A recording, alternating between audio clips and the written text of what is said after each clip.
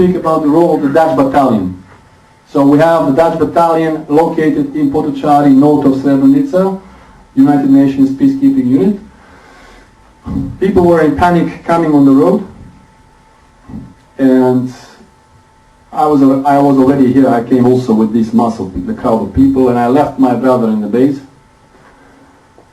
The Dutch battalion asked me and some of my colleagues, other translators, to come here in this area, and they created a cordon of about 30 Dutch soldiers here.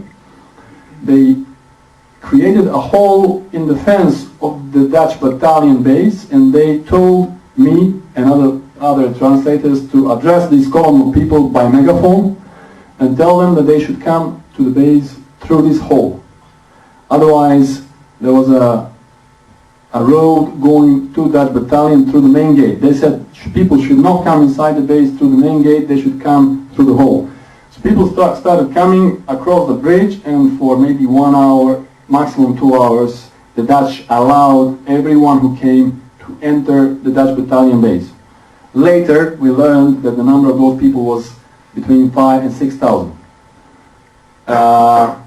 After approximately 2 hours, the commander of this unit here told me and some other translators to say to the people that no one else can come inside the Dutch battalion. Just suddenly Dutch made this decision. Of course, people were so scared for their lives. The entire families were coming down the road, and the Dutch were saying then at that point, okay, now only women with babies can come inside, but no one else. So what we had here in this area was that women with babies would sometimes have to leave their teenage children, a boy or a girl, husband, father, whoever. So it was only women with babies who came inside, and everyone else was stopped by Dutch. My parents came among those 5,000-6,000 people. They were among the first ones to arrive, so they actually entered the base. So my entire family was in the base. So I spent here another couple of hours. What happened was that as thousands of people, scared people, were coming here, there was a crowd of thousands of people here. Later we estimated that around 20,000 people were actually gathering in this area here, 20,000 people. The Dutch were determined not to allow anyone else enter the base, and some people started running here to this field, to go around. And then the commander, as I was standing there, the commander ordered a group of Dutch soldiers to chase these people through the field. It was even kind of tragic-comic situation. You had people who were trying to enter the Dutch base, running through the field, and you had the Dutch soldiers chasing them through the field to catch them and take them back to the mass of people. These people, I want to make one more point here, which I sometimes forget to make. You had 30 Dutch soldiers here, lightly armed, and you had 20,000 people here. So these 20,000 Bosniaks, who were scared for their lives and the lives of their families, could have so easily broken this chain of the Dutch soldiers, and they could have so easily entered the Dutch battalion base. But they did not do it. And I never actually found a proper answer to the question why they didn't do it. I think I know it, but I think it is very hard for myself to express my feelings concerning that moment. I would just try to express my opinion and my feelings, and that is, these 20,000 Bosniaks did not want to hurt these 30 Dutch soldiers. They respected the helmets, the blue helmets, and the UN written on the blue helmets on the heads of these Dutch soldiers. They did not want to hurt them. They respected the authority of the UN.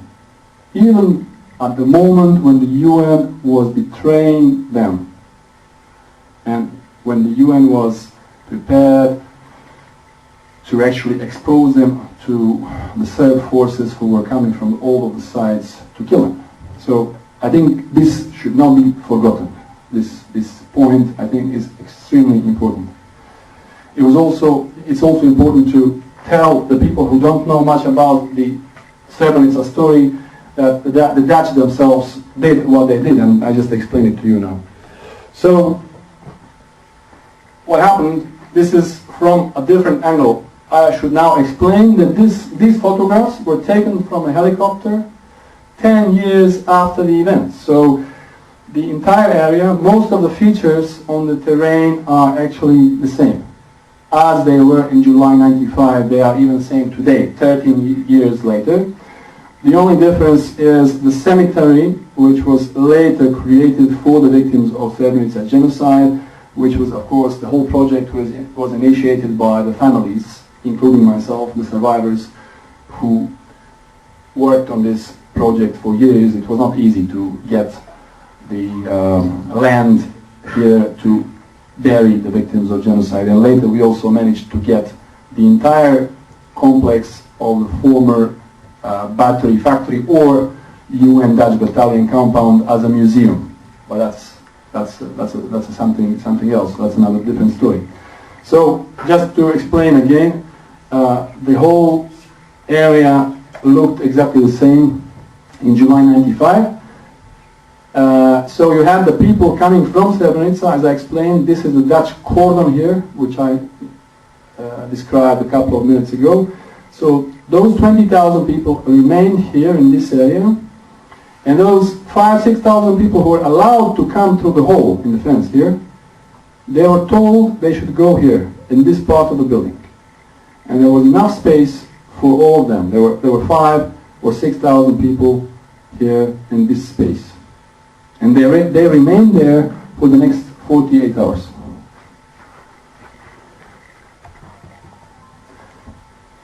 And during the night,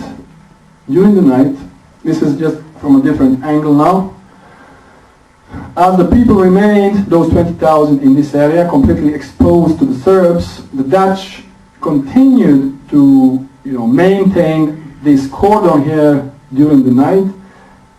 They also set up one checkpoint here and one checkpoint here with their soldiers, and they came, actually I saw it with my own eyes, they came with a welding machine, the machine which fixes metal, right? Melts metal parts, and they fixed the hole in the fence here. So actually now the Dutch battalion base was physically sealed from this side. That was, of course, the main gate. This was the Dutch battalion main gate, of course. So during the night, between 11 July and 12 July, the people outside the base and those people inside the base were physically separated. If you happened to be inside the base, you could no more get out. Why? Because the Dutch did not allow you to get out. And if you were outside of the base here, you could not get in because the Dutch prevented the contact between the two groups of people. And there was no Serbs in the area until the morning of 12 July. So the entire 11 July was, in Potocari, was actually controlled by the Dutch themselves, not by the Serbs. Later, when Dutch government published their reports, there were several reports published by Dutch agencies or organizations. One of their arguments to say we could not receive 25,000 people on our compound, on our base, because there was not enough space for those people, and they said people could only fit in the buildings covered with roof, because we could not let the people stay in the open area because the Serbs could see them, which is, to me, really doesn't make any sense. I mean, Serbs, of course, could see that people were coming to Potocari, and of course the Serbs knew that people were going to seek protection. So of course people should come inside, and even if they are spotted by Serbs, I don't see any problem with that. The Dutch said people could only fit inside the buildings with roof. However, this argument is completely false. The argument which the Dutch have been trying to make for years now, because this is the space which was occupied by 5,000-6,000 refugees, and this entire space here, almost double that size, was completely vacant, so many more people could come inside. This space was also vacant, and this space here, well, it wasn't completely vacant, but it wasn't occupied either.